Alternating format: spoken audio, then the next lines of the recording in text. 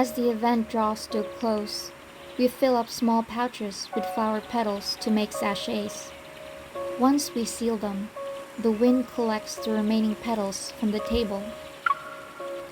Following the dance of scattered petals, Xavier and I step into a garden blooming with flowers. We just created a sea of flowers, and now we have to say goodbye. I wish this moment could last a little longer. We should wait for a giant drop of sap to fall. Then we'll be preserved forever in amber. Okay, maybe not that long.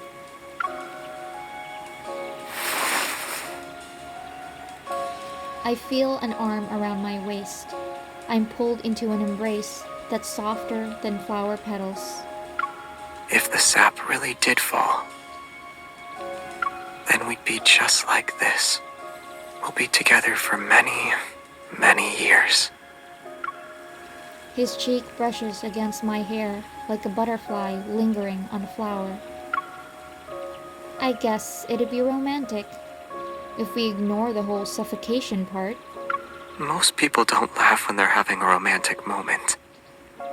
I try my best to keep a straight face and steal a glance at Xavier. Yet, as soon as our gazes meet, we burst into a fit of laughter. Never mind. I prefer us being able to move and laugh like this.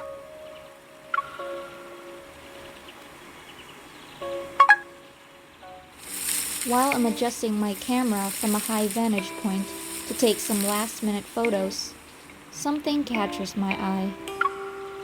Am I seeing things? Why is that flower moving?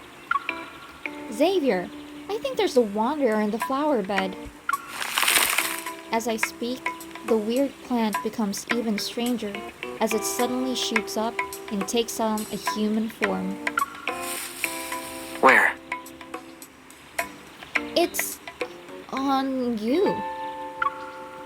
What are you trying to do with that tall plant? I chose the one with the most flowers to take home. After taking a picture of Xavier, who's perfectly calm, I rush over and show it to him. Are you really going to post this? It's already been uploaded. Do you think some kids will leave comments like, "Wow, a real flower fairy"? A child's imagination might be inspired by fairy tales, but that doesn't mean they can't tell the difference between fantasy and reality. Only someone who centers their imagination around me would think like that. This is almost like the beginning of a fairy tale. Once upon a time, there lived a little sprite. He lived between the trees and flowers. Xavier loads the transplanted flower into the car and gives me a resigned look. Once our small forest grows at home, you can continue writing that fairy tale. Then we'll write a story that doesn't end.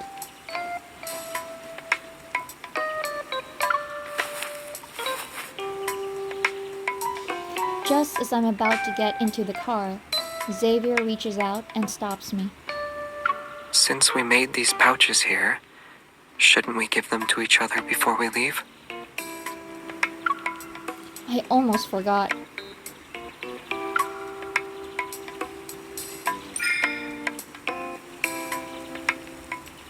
Taking the pouch he gives me, I turn it this way and that. I can barely recognize it. Is this really the rabbit pouch I helped you pick out?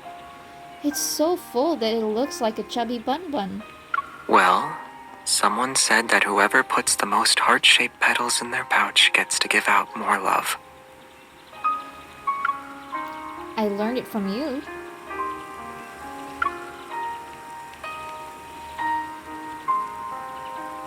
I squeeze the bulging pouch in my hands. Slightly reluctant, I say, "It looks like you put in more than I did." Keeping their petals in the pouch is similar to what their flower represents, the preservation of our feelings. Aside from flowers, I wonder if people's hearts can be preserved just as easily. Xavier grasps my hand and looks at me. What do you think?